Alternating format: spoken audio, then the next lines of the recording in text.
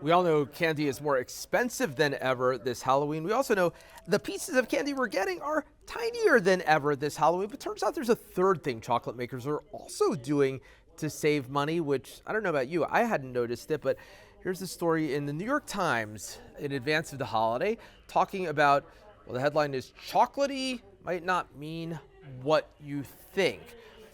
You would have to look closely to see that some chocolate labels in recent years no longer tout milk chocolate, which is a specific term with specific standards, but instead chocolate candy or rich chocolate candy. Not all kinds of chocolate, but some of the chocolate that you buy in supermarkets and drugstores and other places, making this change.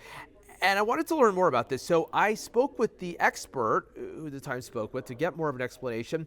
Called her. Turns out she was in Indonesia when I reached her, touring coffee farms. So that was great because she's not only a chocolate expert, but she's also a coffee expert. Ended up having this really fascinating discussion, and I wanted to share all of it with you, beginning with the chocolate talk. I certainly didn't notice the change from milk chocolate to chocolate candy, but Well, that's the whole idea. They don't want you to notice. That means they've done their job really well. clearly they have. And I just bought these big bags of, I don't know, 250 little pieces of, I guess, chocolate candy, as it turns out, not milk chocolate, to hand Little out to or kids tiny. tonight. Yeah. You know, Was they that? used to be they used to be little. Now are they tiny? Yes, they're tiny. They're smaller than Okay. little. They're And tiny. and maybe it was a mix that had less chocolate in it, and maybe it had other fun candies in it. Yeah, I tried not to stick the kids with that stuff, but it was hard to get a Mhm. bag of the 250. And then and that bag still cost a lot of money for those 250 tiny pieces of not exactly chocolate. Yeah, well, but that's the way it is. But remember when, I mean, I'm dating myself, but when we got Halloween candy, we had wax lips and we had the fake candy cigarettes. Could you imagine? Yeah, the powder that came out, like, exactly. Yeah, So, yeah, yeah. We had the fake cigarettes. I mean, yeah, like yeah, times have yeah, changed. yeah. So anyway, so yeah, so talk to me about this. And obviously I understand why I'm going to ask you questions that I might be able to guess the answers to, but you're the expert. So talk to me about what has happened with the labeling, why, what you explained in the New York Times, Mhm. why they can't call it milk chocolate anymore, because it turns out milk chocolate is an actual regulated thing, that if something isn't that, you can't call it that. And what the difference is in the candy we're eating now. Sure. So backing up a little bit so you understand the history. And that is that the Ivory Coast and Ghana are by far the two leading producers in the world. And the market became or the industry became very dependent on leaning on these two countries for supply. And that is fine until suddenly there was production difficulties in both countries at the same time.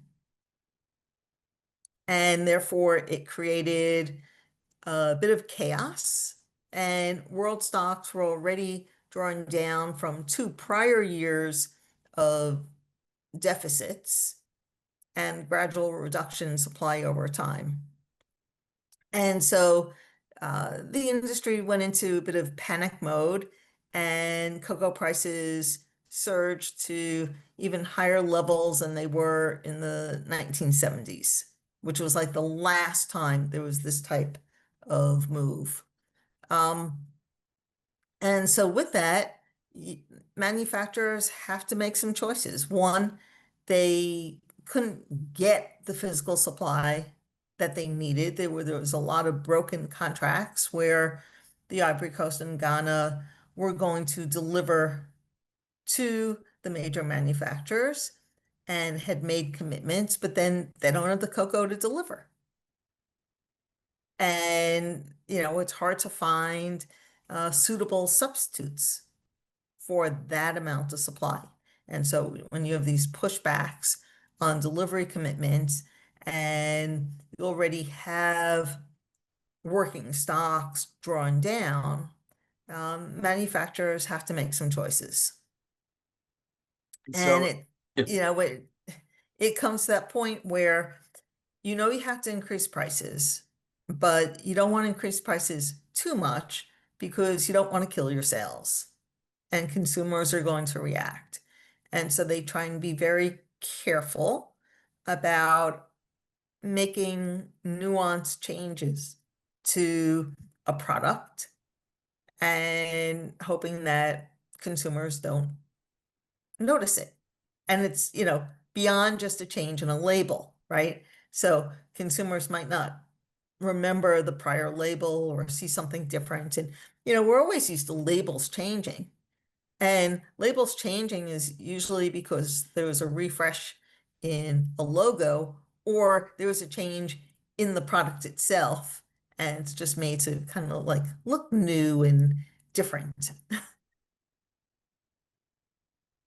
this time So, there's a very technical reason. And so what it sounds like, we all know prices have gone up. We all know the products have shrunk from small to tiny.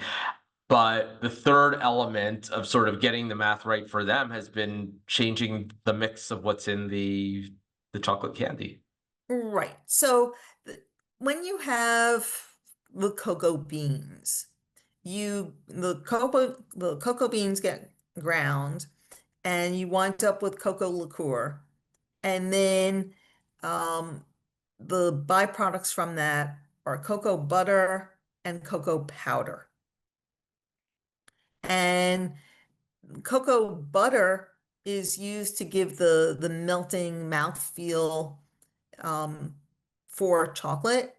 And the powder is really used more on the flavoring. So butter tends to be a lot more expensive. And this year, butter prices went through the roof. I mean, we're talking astronomical levels, far greater as a percentage of the move compared to the price of the cocoa beans. And so, you know, manufacturers basically were paying like the price of a small car for a ton of cocoa beans, cocoa butter. And it's just not sustainable to do that. It's kind of And like so, oil where you have it's kind of like oil where you have the crude oil, but then you have the refined product, and depending on what's going on, the higher or lower prices could be dependent on the commodity itself, or the refined product because of whatever right. else is So going what on. you want to buy, that's correct. And then there's various levels of quality. And so you have as a component of chocolate, you have the cocoa, the cacao content. So whether it's the liquor, the butter, or the powder. And there's specifications, industry standards about how much cocoa content needs to be in a product to be classified as real chocolate. And so on a lot of the American candies, it's milk chocolate, which tends to have a lower cacao content, but also leans on cocoa butter. When that gets expensive, then there's some shifts. Now, what happens is a way to get around this is use a cocoa compound. And so you eliminate the fat and you use the powder. And that's what you find on a lot of the protein bars that have a little drizzle of chocolate on it. It's like all these little coatings, and that it's not really the quality chocolate. It's just a chocolate flavored item. Yeah. And so you have that choice, or you could substitute for another fat. So are you substituting palm or vegetable oil or oleo? I mean, there's many, many different fats that can be substituted, and some are blended with certain amounts of cocoa butter, some are full replacement, and they each have differences in their chemical properties.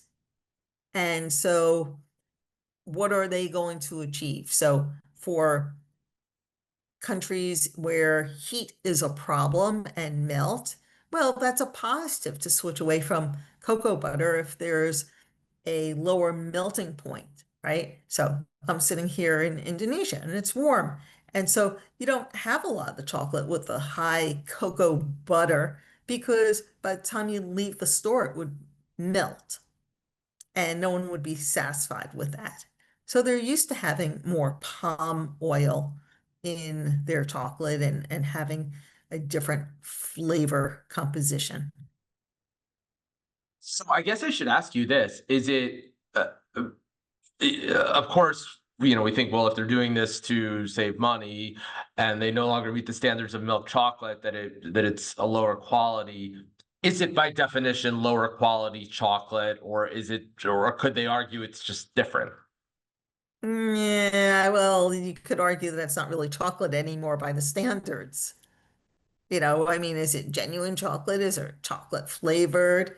And if you're replacing the cocoa butter and removing that, and you're substituting that out for another fat, well, it's, you know, depending how discerning a consumer you are, you might kind of notice it. Yeah. Um, do you think, and so just to sort of boil it down, well, probably poor choice of words, but to sort of, as an example, what I'm eating now, if I'm eating a Hershey bar, and it's not just to pick on Hershey, of course, all the companies are doing this. Um, what's the difference between what I'm eating now and what I might have been eating 5 years ago? And I realize it may be that what Or I'm eating 20 happens years to still. ago, What's that? I mean, or 20 years Or ago, 20 years ago. And I realize it's not what I'm eating now might still meet the standard, but it's just I don't know that because they're not committing to that anymore. But right, what's the difference right. between what I'm eating now in a Hershey bar or Nestle or Mars or whatever and what I was eating 20 years It, ago? it has more ingredients and some substitution on, being a purist. And so you're not going to have as much of the cocoa butter or the liquor in the product. There might be more um, cocoa powder to give it flavor, but it's losing the properties of the butter, which is what makes chocolate, you know, melt in your mouth and that you could temper and, you know, has the nice sheen to it. And yeah, that's all because of the butter, the texture and the mouth feel to it. You tell the difference. So I mean, I know you can you'll tell the hear difference people saying, between. well, it's like kind Yeah, of waxy. It's not really tasting the same as before. Um, that's what I was going to ask you. I mean, obviously, I know you can tell the difference between premium chocolate and average chocolate, but can you tell the difference between, do you think, between what sort of, let's just call it average chocolate used to taste like and what it tastes like now? well, that presumes I'm going to eat it. I mean, you're talking about someone that imports chocolate from Germany because I am like a diehard chocoholic and very particular. So I so if I was a kid and I was eating this stuff, um, yeah, maybe I wouldn't enjoy it and indulge as much as I used to. But, as a kid, did we really think about that? And there's some pretty low quality stuff that we ate anyway. And, we were doing it for the sugar and the crunch and the nuts and the caramel and everything else that's in it. Is and I'll end with this unless there's anything else you want to say. Is there now a bigger difference between sort of that tier of Hershey, Nestle, Mars, and the next tier of kind of Cadbury and stuff like that? That's not, super premium, but does that is has the gap grown in terms of this standard and this standard, or am I Well, reading too much into it? so what I would say is that if you are British, you might not be liking the taste of Cadbury chocolate in America, right? Like you get that complaint all the time where, oh, it's just not the same as what we have. And there's different standards even from one region, from one country to the next on what's acceptable. So, I mean, it becomes like this slippery slope, and then there's other people that swear by some brands and they might not be the best, but people love them and buy them anyway. So, and some of it is nostalgia. I remember when I trick-or-treating when I was in kindergarten, going around and getting a little, everything that we got everywhere. And then we went to my kindergarten teacher's house, and she gave me and a friend of mine a full-size Hershey bar because we were her students and we felt so special. And so I still I see a Hershey bar, and you can't help but Well, like I mean, what else are you going to make s'mores with, right? right. Yeah, exactly. Yeah, no, and that's it's great, it's great marketing. Judy Gaines there of J Gaines Consulting. We talked there about Hershey, but mentioned, of course, this is all sort of mass market chocolate that's produced in the United States, impacted to some degree by some of this. Hershey declined to comment to the New York Times. We have reached out to them as well for a comment, and as we're recording this, haven't yet heard back. I mentioned earlier, Judy Gaines, not only a chocolate expert, but also a coffee expert. And oh, by the way, if you haven't noticed, but I know you have, if you drink this stuff, prices of coffee have been surging by, gosh, it feels like even more than chocolate, doesn't it? And we have that part of the discussion coming up. Welcome back. From chocolate, we turned to coffee. Judy Gaines had actually just been touring coffee farms in Sumatra, Indonesia. I spoke with her from Jakarta, where she was making her way slowly back via Tokyo to the United States. I asked her if she has any kind of visibility into whether these very high prices we've been paying for coffee are going to drop anytime soon. Here's what she told me. Ooh, well, there you opened another can of worms because coffee prices are went through the roof this year also. I was going to ask you if you have any visibility. I realize nobody knows, because if any of us knew, we would all become billionaires trading coffee futures. But do you have any visibility on what's happening with coffee prices for somebody who's like, are you kidding me? Like this Maxwell House, Folgers, whatever supermarket coffee, Sure. generic coffee even So, costs an absolute fortune now. okay. Well, what happened was that for the past 4 years, Brazil had erratic weather. So Brazil is very dependent on rainfall from the Amazon and deforestation. And Brazil had more consecutive droughts than they've ever had before. And I've been around the block covering these markets for 42 years. And so this was a first. And you also had a frost 3 years ago. And world stocks, and at the same time, there was a drought in Vietnam, second largest producer in the world. And so global coffee stocks were gradually coming under pressure. You also have logistical challenges. So, people understand that the Red Sea passage has been closed, but they don't understand the full impact of what that means and the ripple effect around the globe of how how manufacturers have to handle having product afloat for an extra 20 days, 22 days, and how they manage that supply. And when certain routes are canceled, then has a knockdown effect on other ports around the world. And sometimes product that's supposed to take a month to get somewhere winds up getting there 4 months later. And so all of this has created problems for the coffee industry.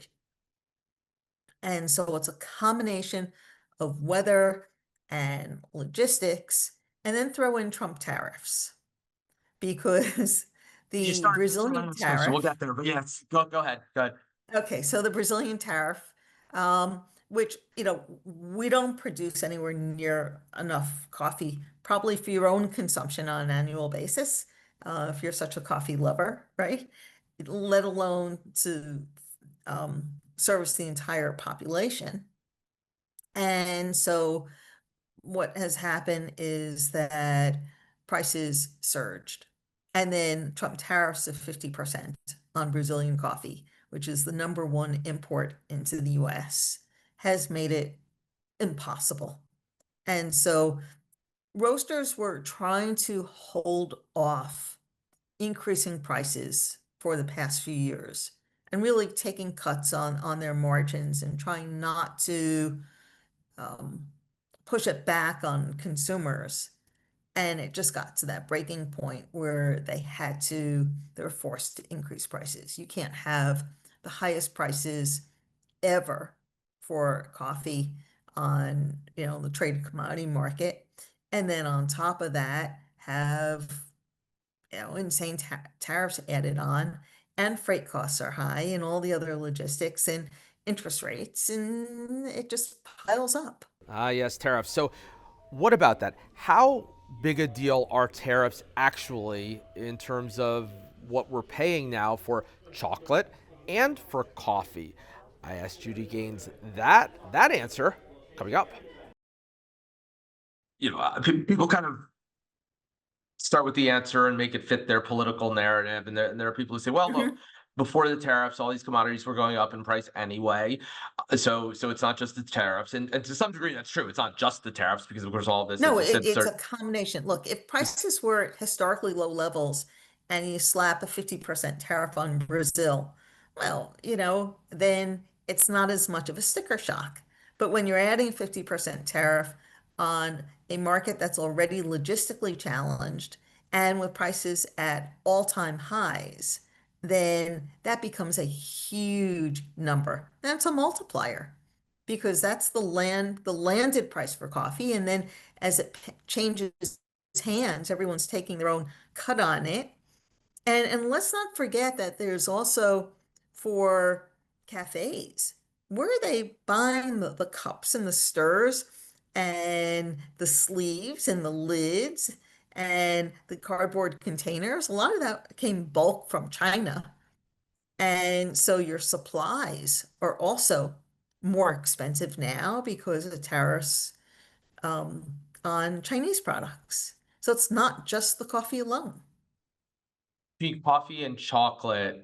So we know that it's both the commodity price and tariffs and everything related, like you said, the packaging Mhm. and all the rest of it is hit by the tariffs. Um, is one of them more impacted by tariffs than the other in terms of what we are actually paying for the product? Coffee by far, because of the steepness of the tariffs on Brazilian product. Do you have any visibility here? Is anything flattening in terms of the increases of the commodity costs? Anything that gives you, from a consumer standpoint, folks Sure. watching, So, uh, hope with either of those, with well, chocolate or coffee? the hope is that the administration comes to their senses, and there was a lot of people pounding very hard at, the White House door, trying to say, "Hey, this is ridiculous and it's hurting consumers, and need to make this go away." So, it should. And Trump and Lula have become, love fest buddies. They met in Malaysia last week, and they bumped into each other before for 39 seconds, and they're having more of a meeting of the minds, and negotiators are working on it. And so I expect that problem to go away. The And what Brazilian, yeah. The other thing is that the Brazilian 26-27 crop is flowering right now. And there's a little bit of uneasiness because October was a bit too dry. And therefore, there's a lot of talk about, ooh, the crop, maybe won't be quite as big as the world really needed. And now Vietnam is, supposed to have these like torrential downpours. And that crop was looking really great. And so that created some additional jitters in the past few weeks. But my sense is that the weather's starting to improve. And so when you have two of three kind of legs of stool kicked out from under it, chances are the price will come back down.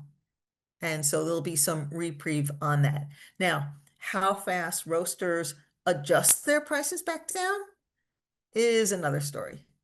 Because they might feel like, hey, we've been suffering all this time. Let's Yeah, I basically mean, they give them a buffer they crop have, of margin to try to recoup some of what they lost until the pricing until there's that downward pricing pressure just from consumers and right, and replacement costs are still high.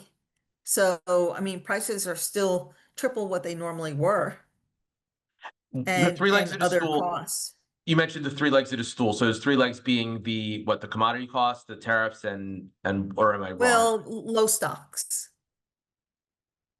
Which is related. So it's And all related. Okay, but yeah, it's all interrelated. Um, and so the tariffs created this run because there's like this panic of, okay, well, what are we going to do? We're not going to take the Brazilians, or we're going to delay the Brazilians, and so we need another coffee. And therefore that bid up the price of alternative origins of some decent coffee. Okay. And as a result, that also created a run on existing supplies, and this gets a little more technical, and that's why I didn't really go into it, of coffee that's delivered against the New York futures contract. And most of that's sitting in Antwerp, by the way, and not in New York. And there's been sort of some rule changes over time that discourages large volumes to be delivered. But it matters for the market. And so those stocks have been being depleted pretty rapidly. And we need to see the market dynamic change and more coffee being delivered to ease this sense of supply tightness. And so, sort of in layman's terms, um, we'll settle for two out of the three legs. It still knocks off the stool. Okay. As opposed to going into all this other ballyhoo that I kind of can talk about for basically, if hours. tariffs come down and if the commodity price itself, yeah. Right. Well, finally, let me ask you this. I keep saying finally, but one more question then. But are the tariffs to some degree suppressing the commodity price because people will only pay so much? In other words, if the tariffs go away, does all of that flow straight through to sort of consumer benefit, or then is there a little more pricing product on the commodity itself, and that could come up a little bit, albeit not enough to offset the benefit of lowering tariffs? Okay. So the way I see it is this is kind of like a puzzle with lots of moving parts. And for any market, it's the figuring out the logistics and how to rebalance the supply and get the quantities that you need. And if you're not taking one, then you've got to rush to find something else. But then once that's done, then that becomes the new normal, and the panic is over. And therefore, the market tends to breathe a sigh of relief and back off. And so I would expect something like that to happen.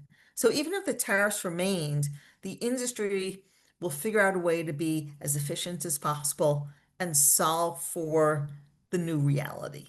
Judy Ganes of J. Ganes Consulting speaking with us from Jakarta, Indonesia. Wherever in the world you are, happy Halloween. I am Seth Kaplan.